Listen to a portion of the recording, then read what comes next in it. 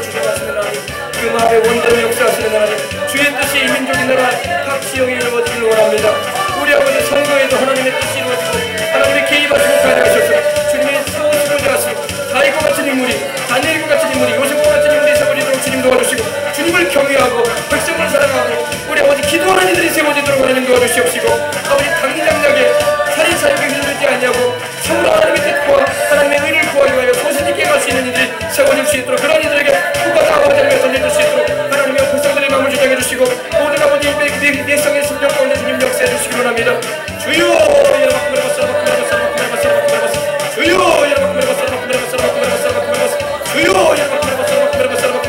영광과 존귀와 찬양을 주님 올라받으시고 우리 아버지 그 의정과 통중에서 하나님의 영광을 받으시는 일들이 일어나기를 원합니다. 하나님의 뜻이 대한민국의 전국의 구석구석에 모든 아버지는 각 지역에 이루어지게 해주시옵시고 하나님의 영광만 드러나게 해주시옵소서. 오늘 아버지 주님이 다시 오시는 그날까지 우리는 기도하기 원합니다. 그리고 하나님의 뜻이 민족의 나라 가운데 우리의 가정에 우리의 교회 가운데 이루어지기를 원하오니 주의 뜻을 이루어 주시옵시고 주님이 영광 받으시는 일들이 날마다 일어나게 해주시옵소서. 주의 뜻을 이루시옵소서. 하나님 아버지 감사합니다. 오늘도 참으로 좋은 날 이 아침에 기도할 수 있게 해주시고 나와서 말씀 듣고 은혜 받을 수 있는 시간 우리로 가지게 하시니 감사합니다. 전하는 자나 듣는 이들이나 함께 은혜되게 하여 주옵소서. 아버지 하나님께서 다음 주간 이제 선거도 있는데 하나님께서 세우시고자 하는 다윗과 같은 인물이 아버지 다니엘과 같은 인물이 아버지 하나님이여 참으로 바울과 같은 심정을 가진 인물이 그리고 아버지 하나님 무엇보다도 요셉처럼 하나님 아버지 이 어려운 때에 백성을 살리는 인물이 세워지게 하여 주시옵소서. 하나님께서 그런 은혜를 베풀어 주시고 특별히 아버지 이 나라에 어둠이 밀려오고 있는데 이 어둠들을 다 아버지 하나님 막을 수 있는 그리고 아버지 하나님 제어할 수 있는 그런 인물들이 강하게 분연히 일어날 수 있도록 하나님 도와주시고 우리 국회의원 되는 이들이 예수님을 아버지 입술로만 믿는 자들 되지 말게 해주시옵시고 이력서에나 기독교인이라고 기록한 자들이 아니라 참으로 아버지 하나님이여 주님을 위해서 목숨도 내놓을 수 있는 하나님의 백성들을 위해서 아버지 하나님 일할 수 있는 이들이 되게 하여 주시옵소서. 그래서 아버지 하나님이여 시대에 하나님께서 들어서시는 아버지 귀한 인재들이 되게 하여 주옵소서. 하나님을 경외하는 자, 그 뜻대로 행하는 자들이 되어져서 형통한 축복도 받게 해주시옵시고 하나님이여 주님의 이름을 영원롭게 드리는 이들이 되게 하여 주옵소서. 아버지 하나님 또 우리 가운데도 하나님 은혜 주시고 오늘도 큰 역사를 베풀어 주실 줄 믿습니다.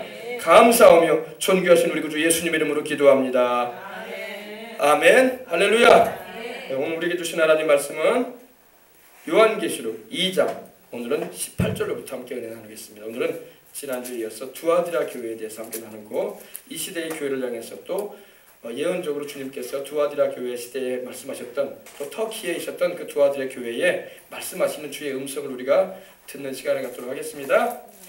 자, 두아디라 교회 다 펴주시기 바랍니다. 신약성경 요한계시록 2장 401면 2면에 있습니다. 401면 두아디라 2장 18절로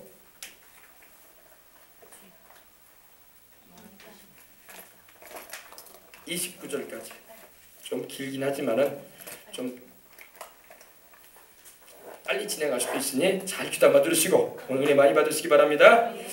자, 우리 18절로 29절까지의 말씀인데 우리 한 절씩 봉독에 올린 후에 제가 한 번 하고 여러분 한 번 하고 마지막 절은 함께 봉독에 올리겠습니다. 하나님 말씀 봉독합니다. 두아디라 교회의 사자에게 편지하라. 그 눈이 불꽃 같고 그 발이 빛난 주석과 같은 하나님의 아들이 이르시되 내가 내 사랑과 사랑과 믿음과 성인과 은혜를 나누니 내 나중 행위가 처음 것보다 많도다. 그러나 내게 책망할 일이 있노라. 자칭 선지자라 하는 여자 이세벨을 내가 용납함이니 그가 내 종들을 가르쳐 꿰어 행음하게 하고 우상의 재물을 먹게 하는도다.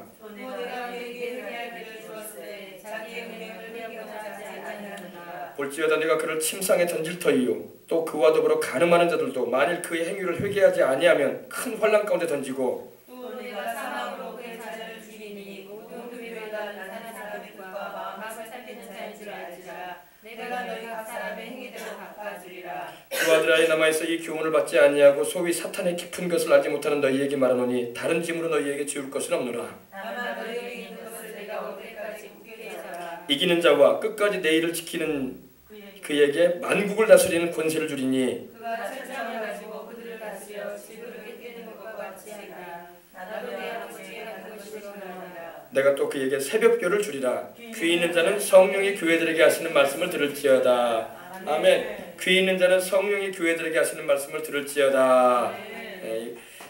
7 일곱 교회 주님이 계속 말씀을 하시면서 성령께서 교회들에게 하시는 말씀을 들으라고 말씀을 합니다.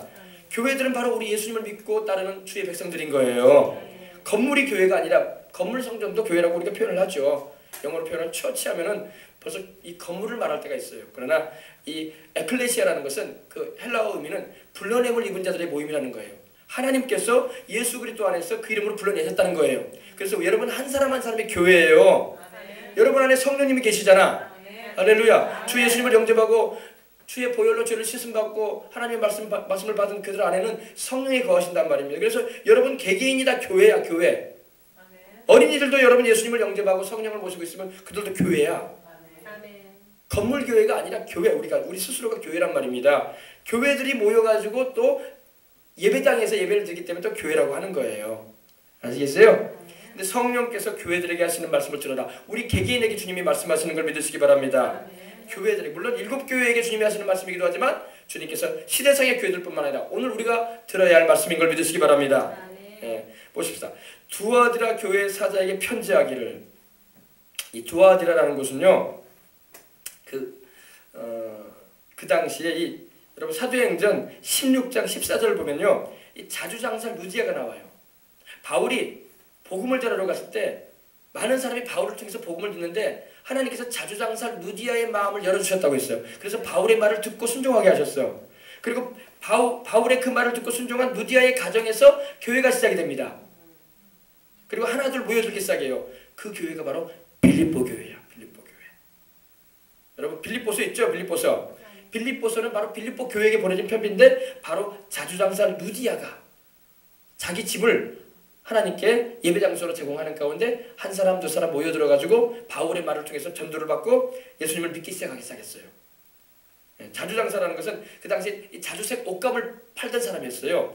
여성인데 하나님께서 들어 쓰셔가지고 그 당시에 주님을 위해서 헌신하게 하시고 일하게 하신 여인인 것입니다. 그래서 자주장사 루디아 한번 보십시다. 우리 사도행전 16장.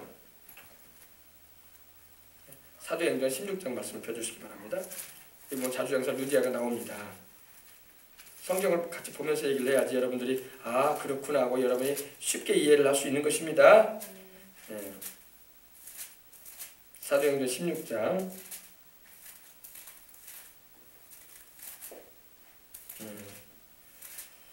11절부터 보십시다. 우리가 드로아에서 배로 떠나 사모드라게로 직행하여 이튿날 네아폴리로 가고 거기서 빌립보, 보세요. 빌립보라는 말이 나오죠. 빌립보에 이르니 이는 마게도니아 지방의 첫 성이요 또 로마의 식민지라. 이 성에서 수일을 유하다가 안식일에 우리가 기도할 곳이 있을까 하여 문 밖 강가에 나가 거기 앉아서 모인 여자들에게 말하는데 두아디라시아에 있는 자색 옷감 장사로서 하나님을 섬기는 루디아라는 한 여자가 말을 듣고 있을 때 주께서 그의 마음을 열어주셨다. 이 주는 누굴까요?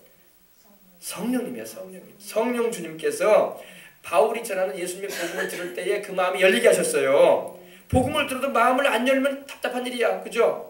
전도의 말씀을 들어서 그 사람 영생 얻게 주고 싶어서 영혼이 잘되고 범사가 잘되고 강건한 축복을 받아서 사명 감당하는 삶을 살게 해주고 싶어서 말씀을 전해도 못 알아듣는다면 답답한 일이 아닐 수가 없어요. 그죠? 근데 자주 옷감 장사했던 이 루디아의 마음을 주님께서 열어주셨던 것입니다. 그래서 바울의 말을 듣고 따르게 하셨어요. 따르게 하신지라 그와 그 집이 다 세례를 받고 침례를 받고 우리에게 청하여 가로되 만일 나를 주를 믿는 자로 알거든 내 집에 들어와 유하라. 그리고 강건하여 머물게 아니라. 그래서 바울이 이제 자주장사 루디아에게 전도해서 시작된 교회가 빌립보 교회인 겁니다. 근데 이 빌립보 교회가요, 이 바울에게 있어서는 참 고마운 교회였어요. 바울이 참 그 당시 이제 복음을 순회적으로 전도하는 자이기 때문에 일정한 월급이 없었어요. 일정한 누가 주는 그런 생활비가 없었단 말입니다. 바울은 교회를 세워놓고 또 떠나는 사람이었기 때문에 정착해가지고 거기서 헌금을 받고 그런 생활을 하지 않았어요. 그러다 보니까 바울이 떠나게 되면 또 개척지로 떠나는 거야. 복음이 들어가지 않은 곳에. 그러다 보니까 바울은 항상 이 천막 장사를 했어요. 천막을 자기가 만들어가면서 그걸로 또 돈을 벌면서 그걸로 생활도 하고 복음을 전하는 또 활동비로 사용했던 것입니다. 근데 이 빌립보 교회에서 바울을 물적으로 후원을 해줬어요. 선교비를 보내주면서 바울 힘내라고 우리가 뒤에서 밀어주고 있으니까 기도도 하고 있고 이렇게 우리가 하나님께 헌금을 드려서 당신에게 이렇게 주의 일을 하라고 물질 보내드리니 잘 사용하시라고 하면서 그래서 바울이 참 고마워했던 교회였어요. 할렐루야. 바로 그 교회가 자주장사 루디아에서 세워지게 됐는데 이 두아디라가 바로 자주장사 루디아가 살던 지역이에요. 근데 이 지역은요 점을 치는 곳이었어. 점을 치는 곳. 요새에도 여러분 점 치는 데가 얼마나 많아요, 그죠? 여수에도 여러분 뭐 충무동이나 여러분 뭐 저쪽에 관문동이나 그런 일대 보면 막 점 치는 데가 많아요, 그죠? 예. 근데 이 두아디라가 점을 치는 곳이었어. 점을 치는 곳. 아주 그 당시 점 치는 곳에서야 유명한 곳이었습니다. 그러니 얼마나 귀신들이 많이 역사했겠어. 예. 점을 그냥 칩니까? 귀신이 역사해가지고 점을 치시는 거지. 그래 안 그래요? 그러니까 이 교회에 문제가 얼마나 많았을까라고 예상은 우리가 할 수 있는 거예요, 그죠? 근데 우리 주님께서 이 두아디라 교회에 세워져 있는 이 주의 종에게 편지를 하십니다. 편지를 하시는데 그 눈이 불꽃 같은 눈으로 나타났습니다. 불꽃 같다. 우리 주님, 여러분, 우리 주님의 눈은 불꽃 같습니다. 우리 주님은요 다 꿰뚫어 알아요. 10길 물속은 몰라도 열 길 물속은 알아도 한 길 사람 속은 모른다는 말이 있는데 우리 주님은 우리 마음을 알아요. 10길 물속만 아시는 게 아니라 우리 사람의 마음도 꿰뚫어 보십니다. 주님은 우리의 동기와 우리의 뭐라고 할까요? 마음속에 있는 모든 걸 알아요. 그리고 주님은 보십니다. 우리 주님의 눈은 전지한 눈이기 때문에 모든 걸 아시는 눈이기 때문에 그래요. 그래서 우리 주님의 눈은 불꽃 같다. 감추인 것을 낱낱이 보시는 분이에요. 그분은요. 사람은 감춰져 있으면 못 보거든요. 비하인드라고 하죠. 숨겨져. 히든이라고 하잖아요. 숨겨져 있다. 비밀스럽게 되어 있다. 그래서 이렇게 된 것도 있는데 하나님은 다 알아요. 할렐루야. 다 알아요. 귀신도 마귀도 다 알지는 못해요. 그러나 우리 하나님은 꿰뚫어 보십니다. 낱낱이 보십니다. 아무리 겉으로 이렇게 말을 해도요 속 안에 뭐가 있는지 다 알아요. 우리 주님은. 그러므로 우리가 주님 앞에 진실해야 할 줄 믿습니다. 그래서 불꽃 같은 눈을 가진 분으로 나타나십니다. 그리고 그 발이 빛난 주석 같은 그 발이 우리 주님의 발이 빛난 주석. 주석은 바로 구리예요. 구리. 요즘에 여러분 구리가 비싸요. 폐물에도요 이 폐품 처리할 때도 구리는 그 중량에 따라 돈이 많이 됩니다.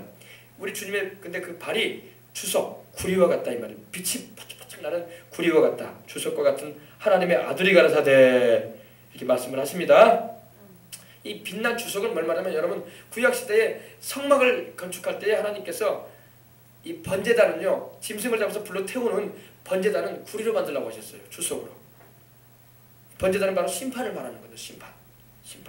하나님께서 죄인이 와가지고 제사장에게 또 레위인에게 그 자기 죄값의 제물인 양이나 염소를 가져오잖아요. 그러면 죄를 지은 그 사람이 자기 죄를 그 양에다 머리에다 자기가 손을 얹고 전가를 해요. 옮겨놓습니다. 내가 아무개의 물과 도둑질했습니다. 내가 하나님 것을 도둑질했습니다.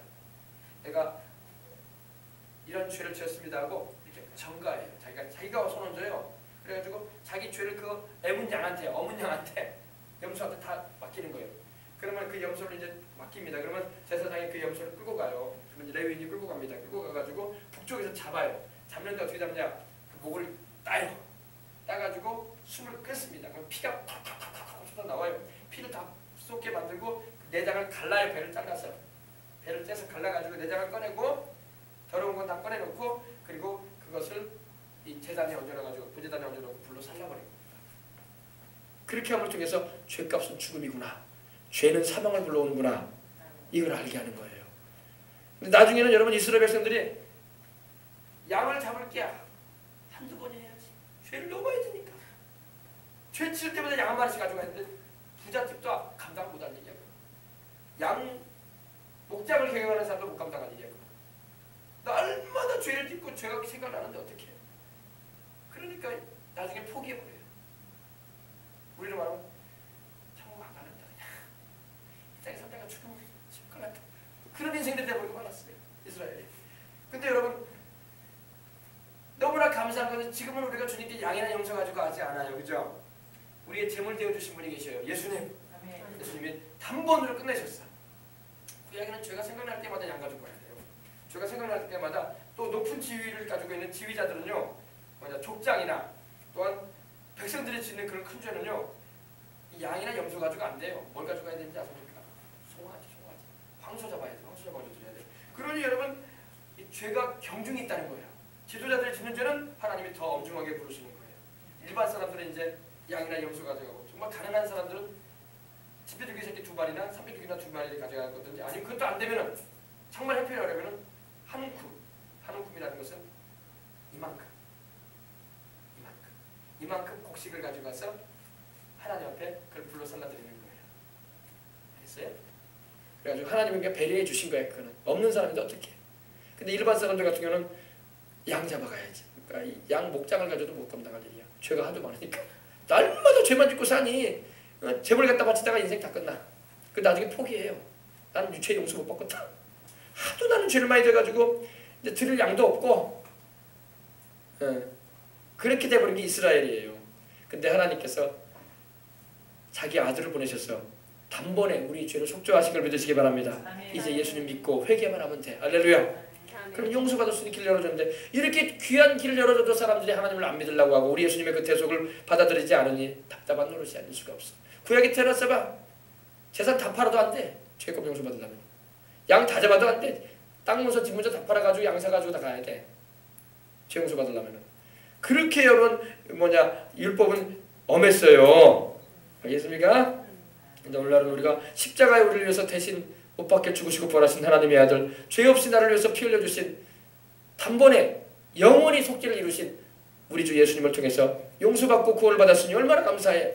내가 비록 죄를 지으면 이제 예수님만 의지하면 돼. 그 십자가의 피만 의지하고 하나님께 나가면 지금도 그 보혈은 넘쳐나고 있어. 할렐루야. 일생 우리의 모든 죄를 깨끗하게 하고도 남아요. 할렐루야. 여러분으로 주님의 보혈을 의지하고 나가시길 바랍니다. 근데 여러분이 두아디라 교회 주의 종에게 편지하기를 그 눈이 불꽃 같고 그 발이 빛난 주석과 같은 하나님의 아들 바로 우리 예수님이시죠. 여러분 하나님의 아들이라는 의미에 대해서 여러분 잘 알아야 돼요. 하나님의 아들은요 하나님 아버지와 또 성령님과 본질이 같은 분입니다. 예, 동등하신 분이에요. 아들이라고 하니까 아버지보다 좀 나보다 좀 능력도 부족하고 힘도 없는 분인가 보다. 아닙니다. 하나님하고 아들 예수님하고 성령님은 본질이 같으신 동등하신 하나님이십니다. 예. 근데 아버지 하나님은 아들 하나님과 성령님을 위해 주시고 아들 하나님은 아버지 하나님과 성령님을 위해 주시고 성령님은 우리에게 오셔서 항상 아버지 하나님과 아들 하나님을 위해 주시는 것입니다. 서로 사랑하시고 교제하세요. 이걸 알아야 돼요. 성부, 성자, 성령 하나님은요 구별되면서 한 분 하나님이신데 인격적으로는 독립이 되어 계세요. 아버지 하나님은 아들이 아니에요. 아들 하나님도 성령님이 아니에요. 성령님도 아버지 하나님이 아니고 아들 하나님도 아니세요. 구별이 됐어요. 확실히 구별됩니다. 그러나 본질이 같으시고 동등하신 하나님이실 뿐만 아니라 서로 교제하세요. 교제하세요. 그래서 예수님이 침례 받으시고 침례 요한에게 침례 받고 올라오실 때 어떤 일이 있었습니까? 요단강에서 이는 내 사랑하는 아들이요 내 기뻐하는 자라고 아버지 하나님이 말씀하셨어요. 그리고 성령이 비둘기같이 임하셨어요. 우리 예수님에게. 할렐루야. 교제하세요. 성부, 성자, 성령 하나님은요 한 분 하나님이시지만 또 인격적으로는 독립되어 계시기 때문에 서로 교제하시는 하나님이에요. 서로 사랑하시고 서로를 위하세요. 여러분 우리 예수님께서 우리에게 오셔가지고 성령님을 보내주시면서 얼마나 성령님을 위해 주시는지 몰라요. 또 아버지 하나님께 충성하시고 생명을 하나님의 뜻을 이루기 위해서 내어놓으실 정도로 아버지 하나님을 사랑하신 분이 바로 우리 예수님이시고 또 성령님이 오셔가지고 우리가 어떻게 하십니까? 우리로 하여금 아버지 하나님과 우리 구주 예수님을 사랑하게 하시고 그 복음을 정확하게 알게 하셔서 우리 주님을 사랑하는 삶을 살게 하잖아요. 그 말씀에 순종하게 하잖아요. 그죠? 그래서 이걸 잘 알아야 돼요. 성부, 성자, 성령 하나님은 한 분 하나님이시지만 인격적으로는 독립되어 계심으로 인해서 서로 교제하시고 서로 섬겨주시고 서로 위해 주시는 분이에요. 잘 알아두시기 바랍니다. 그래서 하나님의 아들이라는 의미는 하나님 아버지와 동등되시고 본질이 같으신 분이신데 세상에 우리를 구원하러 오실 때에 인간의 몸을 입고 오셨다. 이렇게 알고 계시면 됩니다. 예. 그래서 하나님의 아들이 가라사대 내가 내 사업과 사랑과 믿음과 섬김과 인내를 알고 있다. 이렇게 말씀을 하십니다. 예, 우리 예수님을 믿다 보면 여러분 이 사업이라는 것은 헬라어로 에르가라는 말이 쓰여 있는데 이게 뭘 말하냐면 일이에요. 일, 행위, 행위. 예, 그리고 뭐 사랑은 이제 말 그대로 사랑이고 믿음, 섬김, 인내. 우리 예수님을 믿다 보면은 막 일을 할 때가 있어요. 그죠? 에베소 교회도 주님 말씀하실 때 일에 대해서 말씀하셨어요. 너의 행위에 대해서 주님 말씀하신 걸 우리 볼 수 있어요. 여러분 주님을 위해서 일하는 거 좋아요. 할렐루야. 봉사도 할 수 있고 또 섬김도 할 수 있고 헌신하는 것도 할 수 있어. 그러나 여러분 일보다 중요한 게 우리 주님이야. 이걸 잊지 말아야 돼. 일보다 중요한 게 우리 주님입니다. 예. 우리 남자들이 여러분 가정을 책임지고 아내와 자녀들을 이렇게 거느리고 이제 이렇게 가정을 이루고 살지 않습니까? 근데 일에 바빠가지고 가족을 안 돌아보네. 돈이나 갖다 주면 되지 뭘 그러면서 집에도 안 들어오고 애들 뭐 공부하는 것이든 뭐 애들 뭐 학교 다니는 것도 신경도 안 쓰고 건강이 어떤지 신경도 안 쓰고 무조건 돈이나 벌어. 돈 벌어가지고 갖다 주면 그 돈 가지고 살라고 하면서 이렇게 한다면 참 어때요? 좋은 아빠가 아니죠. 돈도 갖다 줘야 되지만 또 애들이 어떻게 공부도 하고 있는가, 또 집에서 또 어떻게 생활하고 있는가, 또 건강 상태는 어떤가, 이것도 좀 봐줘야 돼. 그래야지 남편의 역할을 하는 거지. 그래 안 그래요? 근데 그냥 돈만 벌고 그냥 돈 갖다 주니까 알아서 먹고 살고 생활하라고 하면서 신경도 안 쓰고 애들이 학교에서 공부를 하는지 노는지 그것도 신경도 안 쓰고 일에 바빠가지고. 여러분 우리도 마찬가지. 우리도 예수님 믿고 주를 위해서 봉사하고 헌신하고 섬기는 일을 좋아요. 그러나 예수님을 놓치면 안 돼. 예수님을 놓치면 안 된단 말이에요. 예수님을 놓치게 되기 때문에 문제가 생기는 거야. 남편이 자식들과 아내가 어떻게 생활하는 걸 자꾸 살펴봐 줘야 돼. 근데 바쁘다는 핑계로 일이 즐겁다는 얘기로 스케줄을 뛰어다닌다는 이유로 집안일을 돌아보지 않게 되면은 안 되는 거예요. 아시겠어요? 우리도 마찬가지. 우리도 주님을 위해서 열심히 봉사하고 교회에서 헌신하고 일하는 거 필요해요. 그러나 중심에 항상 주님을 모셔야 돼. 우리 주님 없이 막 일이 바쁘면 안 된단 말이야. 주님이 중심에 계시지도 않고 일만 바쁘면 나중에 고린도전서 3장에 말씀하고 있는 것처럼 그 모든 수고하는 것이 금과 은과 보석이 아니라 나무와 풀같이 풀하기와 같은 행실이 돼버리고 마는 거예요. 그리고 나중에 그 공적이 불탈 때 홀라당 다 타버리네. 하나님 앞에서 인정도 못 받는 일이 돼버리고 마는 거예요. 알겠어요? 그래서 우리가 무슨 일이든 간에 주님을 항상 중심에 모시고 그 우리가 섬기는 모든 헌신하는 모든 터가 바로 예수님이어야 돼요. 예수님을 사랑하기 때문에 봉사도 하고, 예수님을 사랑하기 때문에 섬겨주기도 하고, 예수님을 사랑하기 때문에 예배도 잘 드리고. 할렐루야. 예수님을 사랑하기 때문에 전도도 하는 거야. 예수님을 사랑하는 마음 없고 그냥 사람 만나는 게 즐거워. 그냥 내 기분 전환이야 그 시간이. 그리고 막 먹고 마시고 막 즐기고 놀러 다니는 게 재밌기 때문에 나는 교회 온다. 그거는 다 그 공적이 없는 거야. 홀라당 다 타버릴 겁니다 나중에. 주님께 상 받을 게 하나도 없단 말이에요 나중에. 알겠어요? 그래서 주님은 항상 우리가 주님을 중심에 모시고 우리의 모든 섬김의 그 현장에 그 터가 바로 예수님이어야 돼. 예수님을 위한 전도. 여러분 그러자 우리 솔직히 터놓고 얘기해서 예수님 사랑하기 때문에 사람도 사랑할 수 있는 거예요. 예수님 없는데 무슨 사람이 사랑스러워? 그래 안 그래요? 아이고 나는 원래 천성이 사랑이 많아가지고 사람 사랑한다. 말도 안 되는 얘기하지 말라고 그랬어요. 그런 게도 있어요. 천성이 뭐가 사랑이 많아? 다 미움이 가득 차고 증오심이 가득 차고 남에게 피해 보면 화만 나고 그런 인생들인데, 우리 예수님 계시기 때문에 용서도 할 수 있게 되고, 우리 예수님 계시기 때문에 사랑도 하게 되고, 예수님 계시기 때문에 긍휼히 여기는 마음도 생기고, 예수님이 계시기 때문에 선한 일도 하게 되는 거예요. 예수님이 안 계시면 그 공력이 인정받지 못합니다. 그러면 여러분 무슨 일을 하든지 간에 우리 예수님 항상 중심에 우리 주님을 모시고 그 모든 일하는 그 현장의 터가 바로 예수님이 돼야 돼. 아멘. 네, 아시겠죠? 그래서 내가 내 사업과 이 두 아들의 교회는 주님을 위한 행위가 많았던 거야. 물론 뭐 우리가 은혜 받으면 주님을 위해서 막 일하고 싶어. 근데 나중에는 막 주님은 온데간데 없고 일이 재밌어. 사람 만나는 게 재밌고 먹고 마시고 즐기고 놀러 다니는 게 재밌고 어울려 다니는 게 재밌고 그런 식으로 빠져버리면 안 된단 말입니다. 처음에 그 순수했던 그 동기를 회복지 못하고 자꾸 그쪽으로 나가면 나중에 하나님 앞에 인정받지 못하는 공력이 돼버리고 마는 거예요. 아셨어요? 내 사업과 사랑과 믿음과 섬김과 인내를 내가 알고 있다. 사랑과 또 이 섬김, 서비스한다고 하죠. 도와주는 구제 활동도 마찬가지고, 그리고 믿음, 주를 믿는 그 믿음, 그리고 인내, 오래 참으면서 주님 뜻대로 살려고 하는 그런 인내. 주님이 다 아십니다. 중심에 주님 모시고 행하시길 바랍니다. 그럴 때 인정받는 거예요. 근데 내 나중 행위가 처음보다 많도다. 이 행위가 점점 늘어나게 되는 거야. 교회가 여러분 점점 이걸 잊지 말아야 돼. 교회는 항상 우리 주님이 중심에 계셔야 돼요. 교회 주님이 중심에 계시지 않고 활동이 중심이 돼버리면 안 돼. 근데 우리 한국 교회가 점점 활동을 많이 하기 시작했어요.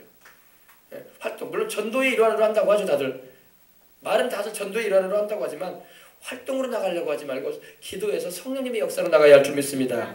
인간의 활동으로 열매를 많이 맺을 수가 없어요. 하나님이 안 도와주는데 무슨 열매가 맺히겠어. 그래서 기도하고 성령님의 인도함 받아서 활동을 많이 안 하더라도 성령의 이끌림을 받아가지고 하는 일들이 돼야 할 줄 믿습니다. 근데 여기 보니까 두 아들에게는 행위가 많아졌어요. 막 처음보다 더 많아졌다. 이것도 해보고 저것도 해보고 저것도 해보고 이것도 해보고. 목적이야 뭐 주님을 위해서 복음 전한다는 목적으로 행하는지 모르겠지만은 그것이 그 틀에서 벗어나게 되면 인간의 그냥 어떤 인간적인 행동에 불과하고 마는 거예요. 아셨어요? 이걸 우리가 잘 알고 항상 에베소 교회도 주님이 말씀하셨지만 모든 행위의 중심은 예수님이 되셔야 돼. 예수님 때문에 내가 섬기기도 하고, 예수님 때문에 내가 인내도 하고, 예수님 때문에 내가 사랑도 하고, 예수님 때문에 내가 섬겨주기도 하고, 예수님 때문에 내가 인내도 하는 거예요. 할렐루야. 예수님이 없는 상태에서 하는 모든 인간의 수고와 헌신과 작품들은 다 공력이 인정이 안 됩니다. 찾아봅시다. 고린도전서 3장. 신앙생활 할 때 제가 여러분에게 지금 전하는 말씀은요 초보적인 말씀이 아니에요. 여러분들 초보신자가 되면 안 된단 말이야. 고등신자 좀 수준을 높이란 말이에요. 그래서 말씀에 입각한 신앙을 가져서 여러분 주변인들에게도 바르게 가르쳐주고 또 그러한 본이 되어져서 하나님의 교회에 유익되고 우리 주님을 영화롭게 드리시길 바랍니다. 3장 보십시다. 3장 10절로부터 15절. 제가 지금까지 설명한 내용이 여기 나와 있어요. 266면에 있습니다. 고린도전서 3장. 내게 주신 하나님의 은혜를 따라 내가 지혜로운 건축자와 같이 터를 닦아두매 다른 이가 그 위에 세우나 그러나 각각 어떻게 그 위에 세울까를 조심할지니라. 이 닦아둔 것 외에 능히 다른 터를 닦아둘 자가 없으니 이 터는 곧 예수 그리스도라. 아멘. 건축을 하려면 건물 하나 세우려고 해도 땅이 있어야 되잖아. 70평이든 뭐 100평이든 필지가 있어야지 건물을 올릴 거 아니에요. 땅을 파고, 그죠? 그것처럼 여러분 우리의 터는, 우리가 봉사하고 섬기는 터는 예수님이라는 거예요. 예수님이 없는 상태에서 섬기는 모든 인간의 공로와 작품과 수고는요 그날에 주님께서 인정하지 않아. 아시겠어요? 그래서 여러분이 섬기려고 하면 교회를 통해서 섬기란 말이에요. 그래서 섬기려고 하면 예수님의 이름으로 섬기란 말입니다. 자기 이름이나 자기 기업이나 자기 사업장 홍보하려고 하지 말고 예수님을 섬겨야 돼. 예수님의 이름으로 여러분이 홍보도 하고 예수님의 이름으로 여러분이 자랑도 하시고 예수님의 이름으로 하나님께 섬김도 하시길 바랍니다. 만일 누구든지 금이나 은이나 보석이나 나무나 짚이나 풀이나 짚으로 이 터 위에 세우면 각 사람의 공적이 나타날 거라고 말씀하고 있습니다. 언제 나타나냐? 주님 오시는 그날에 반드시 심판받게 돼요. 상급 심판을 받게 되는 날이 온다는 겁니다. 안 믿는 사람은 형벌 심판 받을 것이고 죄값의 형벌을 받을 것이고, 믿는 사람들은 주의 피로 저를 씻음받고 믿음 지키고 순종하고 살았으니 그리고 주님을 위해서 뭔가 한 거 있었으면 그때에 공적이 밝혀진다는 겁니다. 그 일하는 것이 드러난다는 거예요. 공적은 일한 거예요. 영어 성경 보면 works로 나와요. 일한 거. 이는 불로 나타내고 그 불이 각 사람의 공적이 어떤 것을 시험하면 불이 지나간다는 겁니다. 불로 태워버린다는 겁니다. 근데 여러분 나무나 풀이나 지푸라기는 어때요? 홀라당 다 타버려요. 아무리 삿더미처럼 여러분 공력이 있어도 홀라당 다 타버리네. 그래 안 그래요? 그죠? 그러나 금이나 은이나 보석은요 타지 않아요. 그대로 남습니다. 그죠? 보세요. 14절에 만일 누구든지 그 위에 세운 공적이 그대로 있으면 상을 받고 주님께서 상 주실 이들이 되시길 바랍니다. 누구든지 그 공적이 불타버리면 해를 받을 것이다. 해를 받는다는 것은 부끄러움 당한다는 거야. 부끄러움 당한다. 얼마나 부끄러울 거야. 자기 딴에는 엄청나게 산더미처럼 좋은 일을 많이 했다 해가지고 상 받을 때 알았더니 홀라당 다 타버리네. 하나도 안 남네. 자기 자랑이나 하려고 했었고 자기 기업이나 홍보하고 예수님은 온데간데 없고 인간의 공로를 가지고 나왔더니 모든 인간의 모든 작품들은 다 홀라당 타버릴 겁니다. 그 자신은 구원을 받되 불 가운데서 받은 것 같으리라. 그래도 예수님을 믿었기 때문에 구원을 받을 겁니다. 그러나 공로는 인정 안 된다는 겁니다. 예수님을 믿었으면 예수님의 이름으로 선한 일도 하고 그 이름의 영광을 위해서 쓰임 받으시길 주 이름으로 축복합니다. 보세요. 금이나 은과 보석은요 변함이 없는 물질 아닙니까? 세월이 지나가도 변함이 없어요. 그래서 여러분 금을 희소가치의 최고로 여기지 않습니까? 지금도 여러분 금 제가 말씀드린 것처럼 골쭉바 하나 1kg 얼마 안 돼요. 제 손바닥만도 안 해요. 근데 그걸 가지고 막 4,700만 원 정도 하지 않습니까? 그리고 순금 24K라고 하지 않습니까? 24K 금은 여러분 그런 가치를 가지고 있지 않습니까? 그죠? 은이나 보석도 마찬가지고 금은 바로 하나님의 사랑을 말해요. 은은 예수님의 십자가의 구속을 말합니다. 우리 죄를 위해서 주님이 고난당하신 그 공로를 말하는 거예요. 그리고 보석은 성령님의 은사와 열매예요. 이것도 중요한데 안 적네. 할렐루야. 여러분 금은 바로 하나님의 변함없는 사랑이야. 여러분이 봉사하고 헌신할 때 예수님의 이름으로 하되 변함없는 하나님의 사랑을 품고 하시길 바랍니다. 여러분이 봉사하고 헌신할 때 예수님의 이름으로 하되 우리 주님의 십자가의 구원의 은혜를 감사하면서 하시길 바랍니다.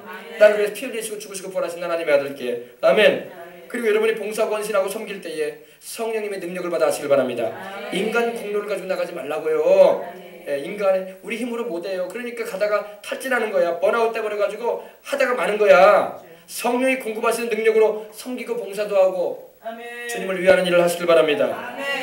그래야지 여러분의 공적이 인정되는 거야. 그렇게 하지 않고 예수님의 이름으로 하지도 않고 하나님의 사랑으로도 안 하고 십자가의 대속이 근거도 아니고 그리고 성령님이 함께 해주도 않은데 자기 인간의 힘을 가지고 자기나 나타내려고 애를 쓰고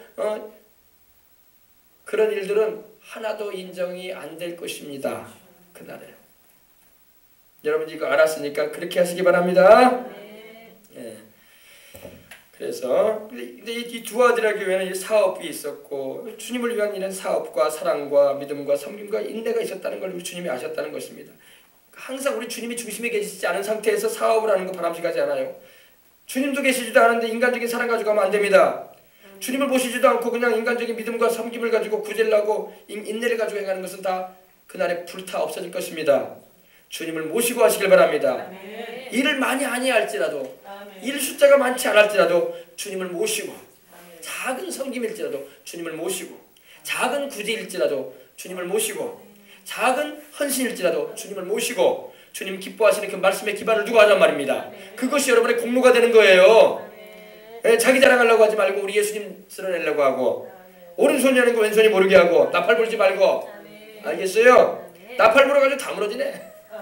자기가 자기 한 거 공로 다 드러내가지고 나팔 불다가 하늘나라 가면 상이 없네. 상이 없어. 너 그때 다 말하지 않았더냐. 네가 사람들이 너 존경해 주지 않더냐. 너 칭찬해 주지 않더냐. 너는 이미 상 받았다 야. 너는 지금 내가 너한테 줄 게 없다 야. 주님 그러신단 말이에요. 그날에 받을 상이 없으면 얼마나 난감하겠어. 당황할 겁니다. 사람들 당황할 거야. 그런 사람들 많아. 교회 다니는 사람들 가운데서 자기만 겨우 영혼만 불 가운데서 구원받을 사람들 많단 말이에요. 우리는 그러지 마십시다. 작은 헌신일지라도 작은 수고일지라도 작은 섬김일지라도 여러분 주님을 모시고 주님의 뜻에 입각해서 하시길 바랍니다.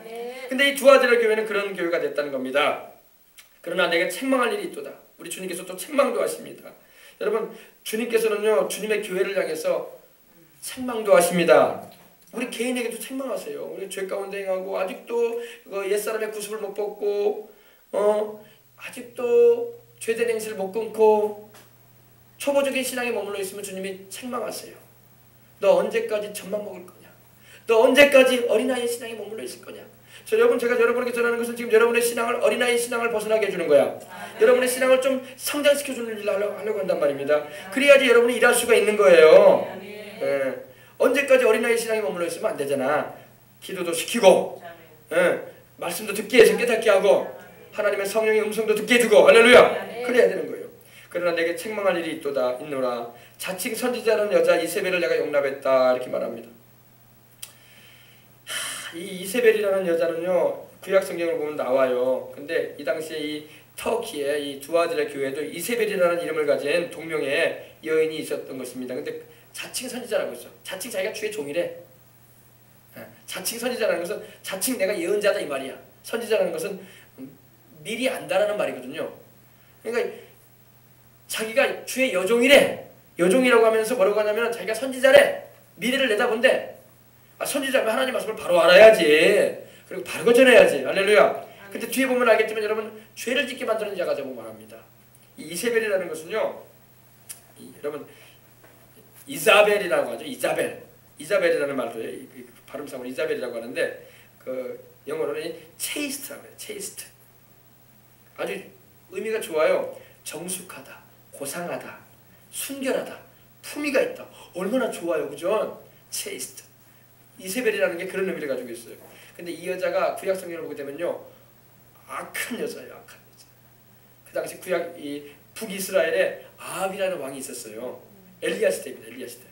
아합이라는 왕이 있었는데 이 아합 왕이 하나님께서는 분명히 율법에 말씀하기를 자기 백성은 이방 여인을 취하지 말라고 했거든요. 왜냐하면 이방 여인을 취하게 되면 이방 신을 받아들이게 될 것이고 그 이방 문화의 풍습을 받아들이기 때문에 그걸로 인해서 이스라엘 백성들이 우상 숭배에 빠질 수가 있기 때문에 하나님이 미연에 하지 말라고 했어요. 우리 자식들도 여러분 예수님 믿는 사람하고 결혼시켜야 돼요. 돈 잘 번다, 어이구 용모가 그냥 뛰어나다, 키 크다, 그따가 보면 큰일 나. 아들이든 딸이든 그런 여자 만나면 난리 납니다. 머리가 똑똑하다? 아니에요. 예수님 믿는 여자 만나게 해주고 예수님 믿는 남자 만나게 해줘야 돼요. 참 그 뭐냐 정말 중요합니다. 근데 이 아방이 시돈 땅, 이방 땅인 이 시돈의 엣발이라는 사람의 시돈 왕이에요. 왕. 그러니까 정략 결혼을 한 거야. 좋은 관계 맺고자 해가지고 그 엣발이라는 사람의 딸을 데리고 왔어. 그리고 자기 아내로 삼았어요. 근데 보니까 상당히 미인이었던 것 같아. 제가 미인이라는 말은 성경에 안 나오는데 왜냐면 아방이 분명히 자기 마음에 드는 여자니까 데리고 왔을 거 아닙니까? 그래도 근데 이 여자의 이름의 의미는 바로 정숙하다, 고상하다, 순결하다, 품위가 있다, 체이스트 이런 의미를 가지고 있어요. 근데 이 여자는 그 반대의 영향을 가지고 있어요. 아주 불경한 여자예요. 불경한 여자. 신앙심이 없어. 하나님을 섬길 줄 몰라. 그리고 자기 민족의 신인 우상을 섬기는 여자였어요. 그리고 아주 잔인한 여자였습니다. 잔인한 여자. 크롤이라고 하는데 아주 잔인하고 잔혹한 여자예요. 아주 흉악한 여자. 흉악한 여자. 여러분 사랑하는 아들들이 절대 흉악한 여자 만나면 안 돼. 기도해야 돼. 흉악한 며느리 들어와봐. 평생 고생이네. 평생 고생이네. 아들만 고생이 아니라 그거 바라보는 그 엄마도 고생이네. 우상 숭배자의 흉악한 여자입니다. 이스라엘을 온통 우상 숭배를 시킨 여자예요. 하나님을 섬기는 이스라엘 민족을 완전히 우상에 돌이켜버린 거야.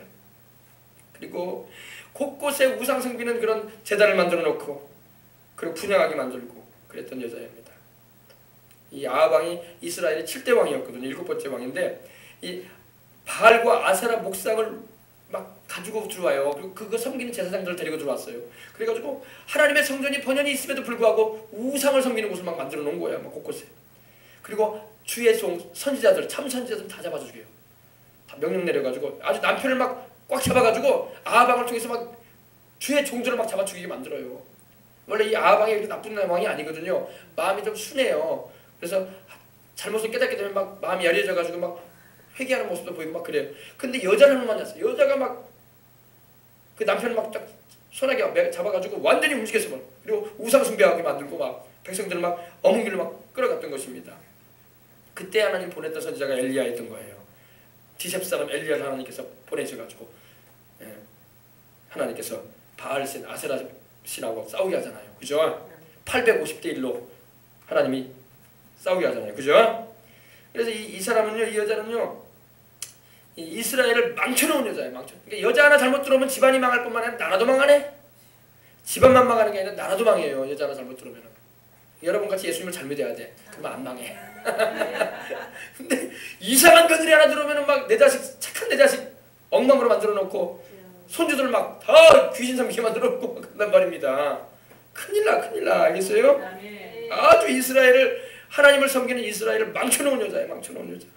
왕비로 들어와가지고 막 하나님의 성전을 헐어버리고 선지자들은 다 죽이려고 하고 그 당시 이제 그래서 오바댜라는 선지자가 몰래 50명씩 굴에다가 숨겨가지고 선지자들을 살려주는 일을 했던 그런 일이 있었어요. 그래서 나중에 그 결과 이스라엘은 이 아수르의 포로가 돼버리고 말아요. 나중에 얼마 지나지 않았어. 근데 그때 활동한 선지자가 바로 불의 사자, 능력의 종 엘리야였던 것입니다.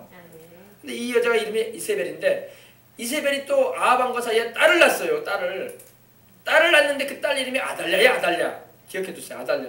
이 여자가 또 그 엄마 못지않게 악한 여자야. 또 그 엄마의 그 딸이야. 또 보니까 또 근데 안타까운 것은 남쪽 유다는 그래도 다윗의 혈통을 타가지고 다 하나님을 그래도 섬기는 왕들이거든요.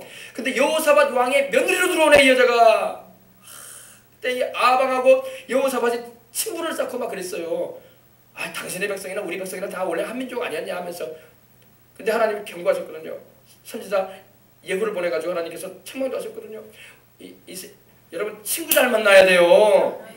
친구 잘 만나야 돼. 여호사밧이 아합을 친구로 사귀었어. 아합은 우상 숭배하는 사람인데 여호사밧은 하나님을 섬기는 왕 아닙니까? 근데 서로 정략 결혼을 또 했네. 그래가지고 아합 왕의 딸인 이세벨을 통해서 태어난 딸인 아달랴를 또 자기 며느리로 취하네. 그리고 그 여호사밧의 아들이 결혼을 하게 돼요. 그래서 아달랴가 엄마 못지않게 또 이제 우상 숭배를 또 지키네.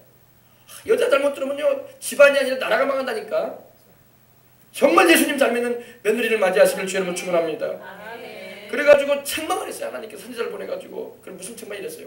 왕이여 왕께서 어찌하여 하나님이 악하게 여기시는 자를 이렇게 친구로 여깁니까? 하나님 기뻐하지 않습니다. 찾아봅시다. 역대야. 그래가지고 여호사밧이요 아합과 함께 활동하다가 죽을 뻔하기도 하고 막 난리가 아니었어요. 여러분 하나님이 안 지켜줬으면 죽을 뻔했어. 아합 따라가다가 친구 잘못 사귀면 친구 따라가다가 이상한 들어갑니다. 아시겠어요? 우리 자녀들 예수님 믿는 친구 사귀게 해야 돼요. 예. 우상 섬기고 뭐 다른 신 섬기고 똑똑하다고 그런 거 따라가면 큰일 나. 예. 여호사밧이 아합을 따라가다가 죽을 뻔해서 전쟁 때 같이 동참했다가 그때 하나님께 기도 안 했으면 죽었어요. 여호사밧도 큰일 날 뻔했어요. 친구 잘못 사귀면 막 죽는 길로 가요. 알겠습니까? 예, 이거 잘 알아야 돼요. 역대하 20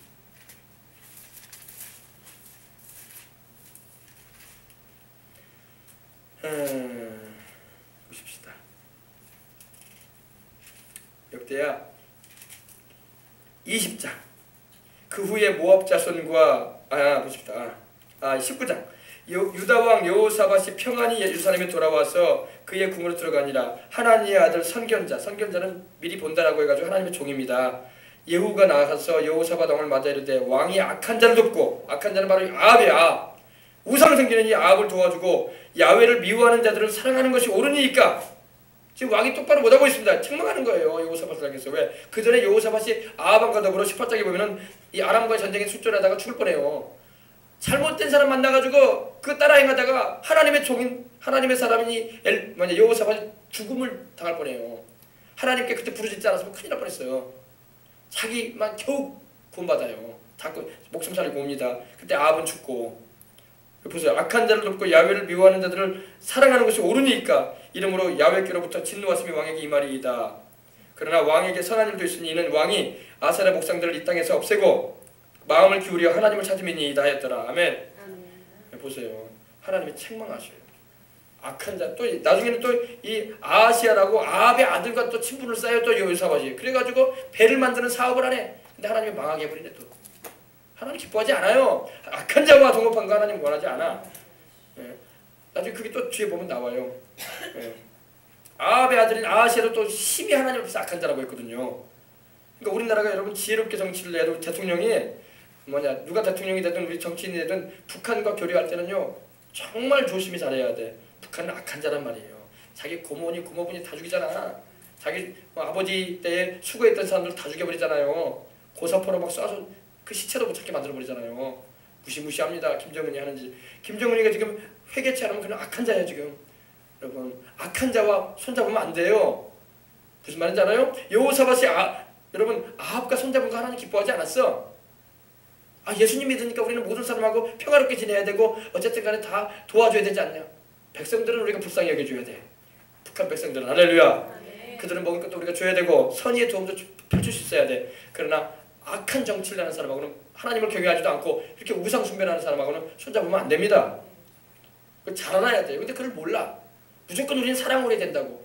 성경 그렇게 말씀하고 있잖아요. 하나님 말씀 안에서 사랑을 해야지 하나님 말씀도 제껴버리고 자기 마음대로 살아간다고 하면 되는 게 아니에요. 그렇기 때문에 문제가 발생되는 거예요. 알겠습니까? 왕이 어찌하여 하나님의 악하게 여기는 자와 함께 손을 잡고 있냐 이 말이야. 하나님의 미워하시는 자 된 사람과 왜 이렇게 교제하는 게 하나님 기뻐하시겠습니다 이 말이야. 기뻐 안 한다는 거예요. 그래서 하나님이 진노하신다 이 말이에요. 알겠어요? 이건 뭐 우리가 기도를 그래서 나라를 위해서 해야 돼요. 알겠습니까? 이세벨이라는 여자가 바로 이 구약에는 이렇게 나옵니다. 그러니까 이름은 참 고상하고 품위가 있고 좋은 이름을 가지고 있는데 행실은 완전히 딴판이야. 그리고 그 딸도 아달랴도 여호사밧의 며느리로 들어와가지고 나중에는 다윗을 다 죽여버리려고 그래. 자기 손자까지 다 죽여요. 무시무시한 여자예요. 여자 하나 잘못 들으면요 자기 자식뿐만 아니라 자기 자식이 낳은 손주까지 다 죽이려고 그래요. 그리고 자기가 왕이 되려고 그래. 그리고 온 유다를 우상숭배시키려고. 무시무시한 추악한 여자예요. 그러니까 여러분들은 추악한 여자가 아닌 줄 믿습니다. 여러분들은 예수님을 믿고 하나님을 아버지라 부르기 때문에 흉악한 여자들이 아니야. 근데 여러분의 자녀들이, 여러분의 아들이나 딸들이 결혼할 때 그런 믿음의 사람을 만나도록 기도 미리미리 하시길 바랍니다. 그렇게 해서 우리가 이렇게 기도하려고 모이는 거야. 할렐루야. 근데 이세벨을 내가 용납했다. 그가 내 종들을 가르쳐 행음하게 했다. 내 종들을 가르쳐 행음하게 하고 그리고 우상의 제물을 먹게 하는도다 이렇게 말씀을 하고 있습니다. 이 종들은 바로 우리 주님의 종들이죠. 근데 우리 주의 종들을 이 여자가, 이 이세벨이라는 여자가 그 당시에 유혹을 해가지고 넘어뜨렸다는 것입니다.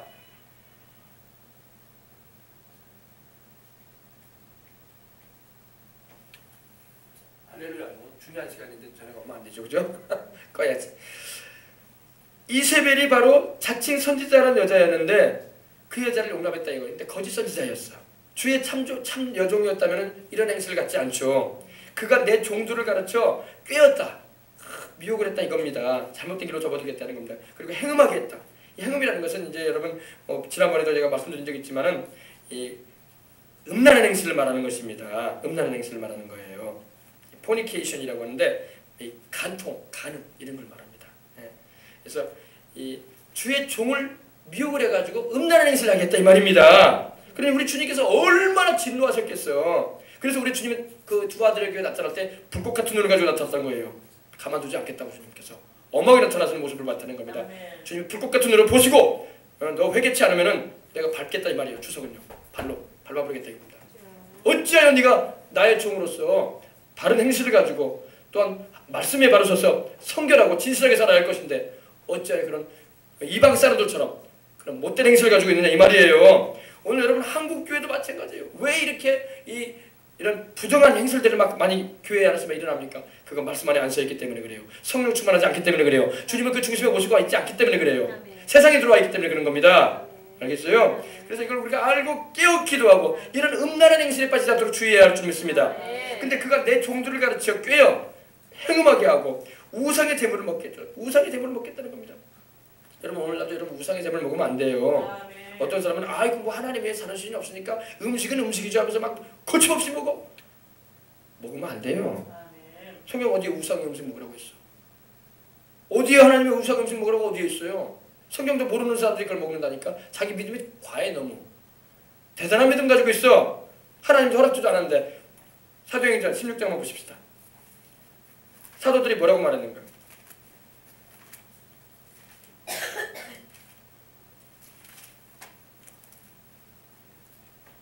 제사 음식, 귀신 섬기고 고사 음식, 건물 짓고 막 상냥식 할 때 하는 음식들, 돼지머리 올려놓고 그런 음식들, 구단 음식 먹어서는 안 되는 것입니다. 사도행전 15장 보십시다. 15장 29절 29절에도 나오고 또 여러분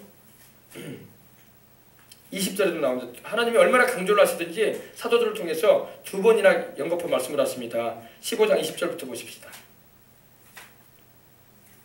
다만 우상의 더러운 것과 이거 우상의 더러운 것이 바로 우상의 제물이에요. 제상에 바쳐졌던 음식들. 우상의 더러운 것과 음행은 바로 이 방금 말씀드린 것처럼 음란한 행실을 가지는 것, 간음을 하고 막 그러는 거 말합니다. 음행과 목매어 죽인 것 그리고 피를 멀리하라고 편지하는 것이 옳으니 아멘. 그리고 또 보십시다. 26절 성령과 우리는 이 요긴한 것들 외에는 아무 짐도 너희에게 지우지 아니하는 것이 옳은 줄 알았느니. 보세요. 이 29절에 나올 말씀이요 성령님과 함께하는 가운데 주님이 주신 말씀이라는 겁니다.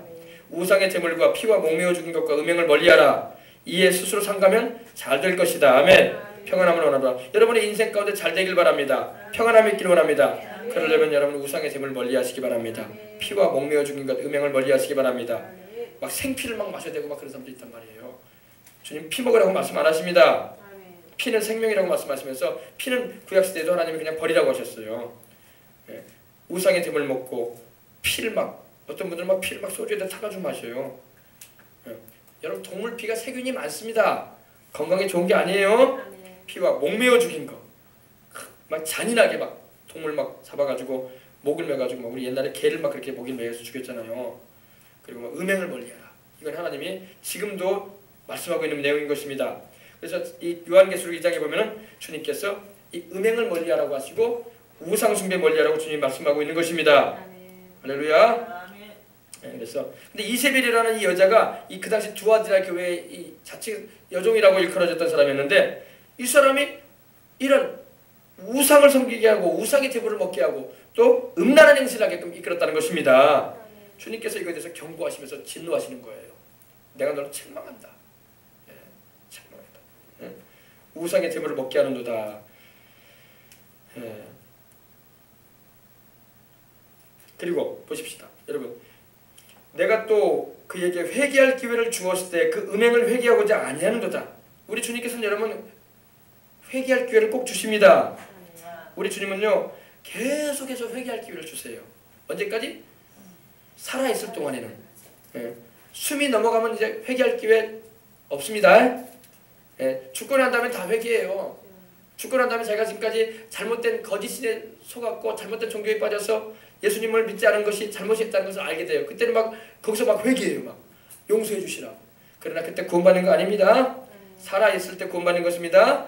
나는 궁금한 게 있는데 그 우상의 제물에 보면 고린도전서 8장에도 나오잖아요. 그러지. 예. 거기 보면 이제 우상의 제물에 관하여는 우리는 하나님 외에는 다른 신이 없다고 하면서 마치 바울이 우상의 제물을 먹어도 된다는 식으로 말한 것 같아. 그런데 그렇지 않아요. 보세요. 요한계시록에서 우상의 제물에 대해서 말씀하잖아요. 예수님이. 요한계시록이 바울이 쓴 고린도서에보다 더 늦게 기록됐어요. 바울도 우상의 제물을 먹으라는 말을 한 게 아니라 우상의 제물에 대한 의식을 한번 심어준 거예요. 우상은 아무것도 아니다. 신이 아니다. 예, 그리고 하나님에는 다른 신이 없다. 그런데 내가 우상의 제물인 걸 알고 있다면 나는 안 먹는다. 그랬어요. 바울이 그랬잖아요. 왜냐면 고린도 당시에 그 신전에서 바쳐졌던 그 제물들이 바로 시장에 나와서 팔렸거든요. 그러니까 이게 우상의 제물인 줄 알고서는 안 먹어야 될 거 아니에요. 근데 시장에 나온 음식에 대해서는 너희가 묻지 말고 먹으라고 했어요. 왜? 그게 우상의 제물일 것이 뭐냐? 우상의 제물인지 아닌지 물어보지는 말아라. 그냥 고기로만 먹어라. 근데 여러분 우리가 제사 드리는 음식이든 그런 거는 확실히 우상의 제물인 거 알잖아요. 그럼 먹으면 안 되지. 그렇게 이해를 해야 돼요. 아시겠어요? 네.